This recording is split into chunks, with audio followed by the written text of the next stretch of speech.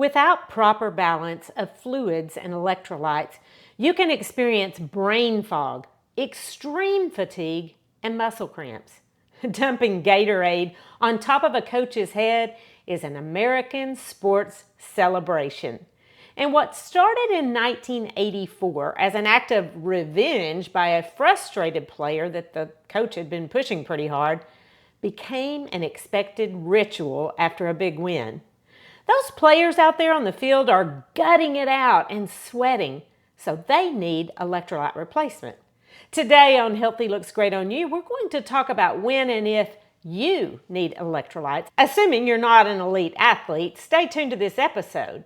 And if you are, then listen to your coach until the game is over and celebrate big if you win. Healthy isn't just what you do, it's who you become. I'm Dr. Vickie, and this is Healthy Looks Great on You, a lifestyle medicine podcast to help you reclaim your energy, your focus, and your well-being. Life tested, doctor approved. It kind of makes me cringe to see the orange, sticky, ice-cold liquid pouring down the coach's head and drenching his clothes. There's even a book about it called First in Thirst: How Gatorade Turned the Science of Sweat into a Cultural Phenomenon. But what if you aren't wearing a helmet and pads and playing in the heat before a cheering crowd? Do you need electrolyte replacement? Well, like most things, that depends. Let's go to mini medical school and learn about electrolytes and how your body regulates them. Electrolytes are minerals that are absolutely necessary for life. Yes, you can literally die from electrolyte imbalance. And if you've ever had a CMP or a comprehensive metabolic panel done in the lab at your doctor's office, you can look on the report and see the levels of 5 of these electrolytes: sodium, potassium, chloride, calcium, and bicarbonate.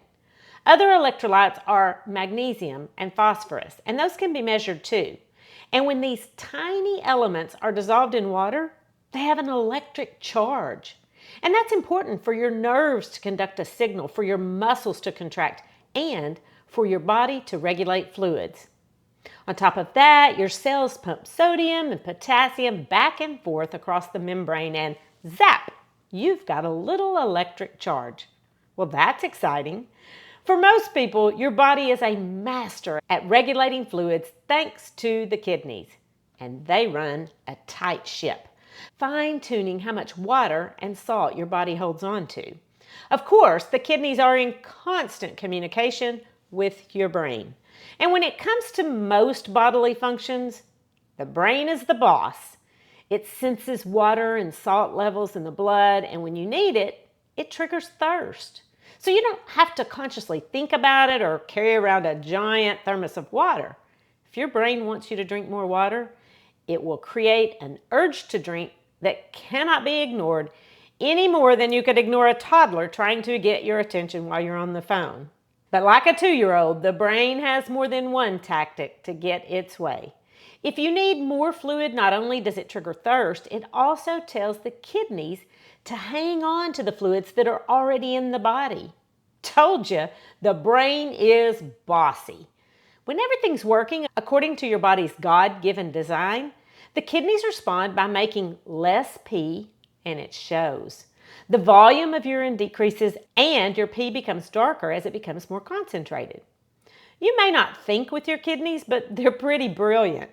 Not only do they know how to hang on to water when your sodium levels or your blood pressure is low, they know how to hang on to water and sodium.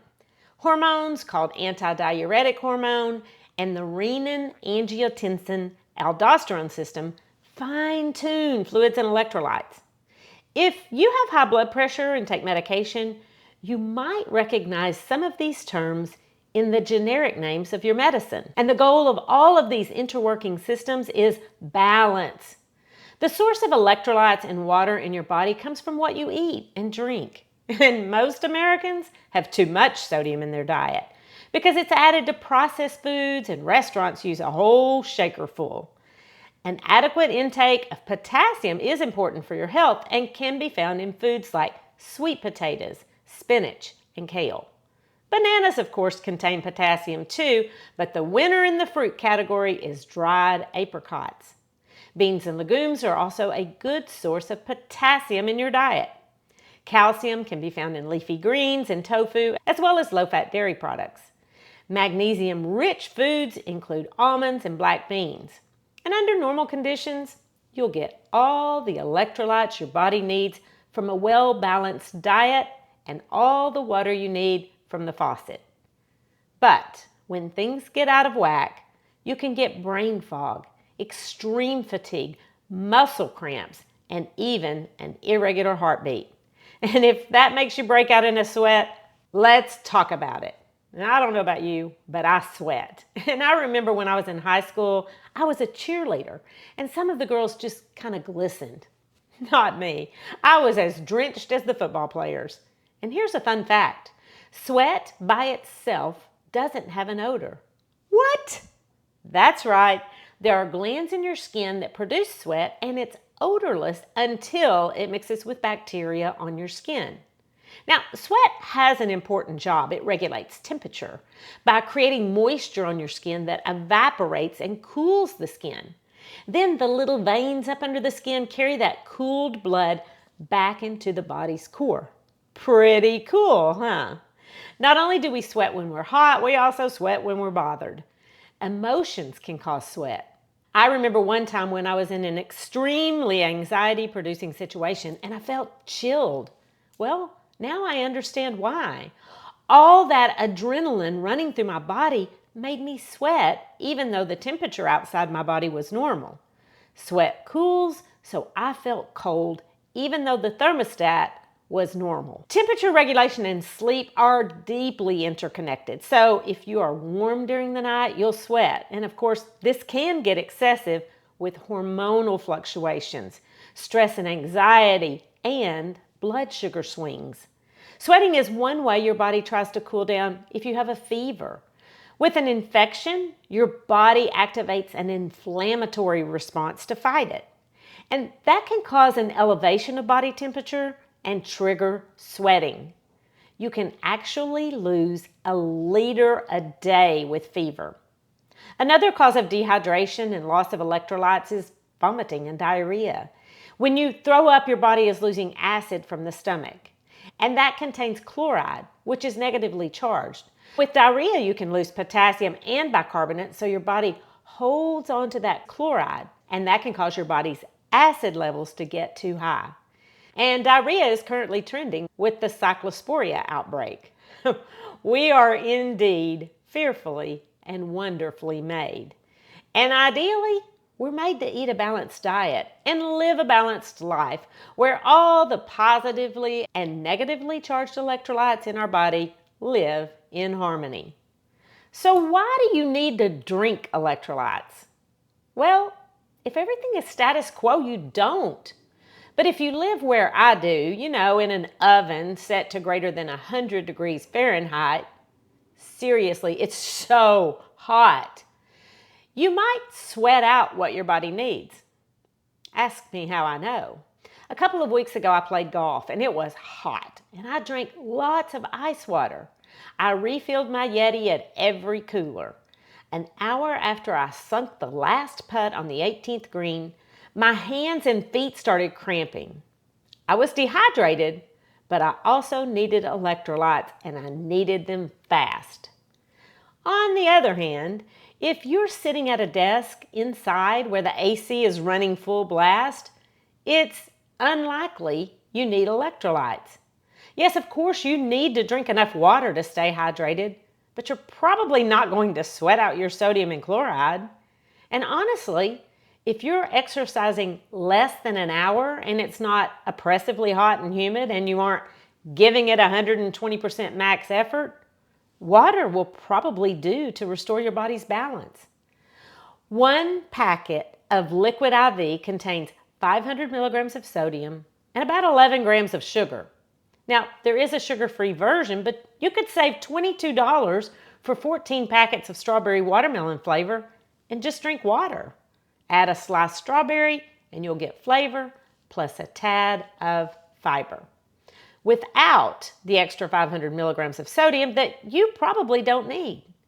When my kids were little, we gave them Pedialyte when they were sick. And pediatricians do recommend this oral rehydration solution to replace what's lost with the stomach bug or a fever. And then adults discovered it helps with a hangover.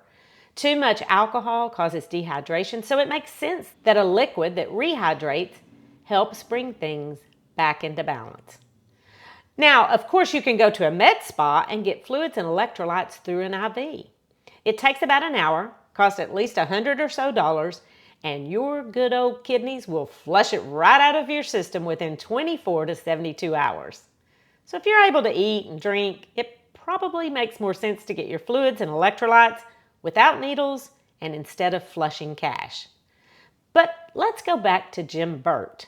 He's the guy who first dumped the Gatorade on Coach Bill Parcells. What?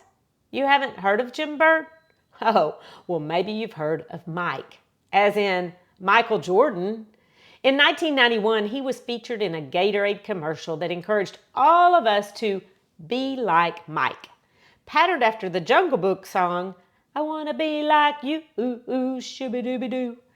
A standard bottle of Gatorade contains water, sugar, dextrose, citric acid, salt, sodium citrate, monopotassium phosphate, gum arabic, natural flavor, sucrose, acetate, isobutyrate, glycerol, ester of rosin, and artificial color like yellow dye number 5 or yellow dye number 6.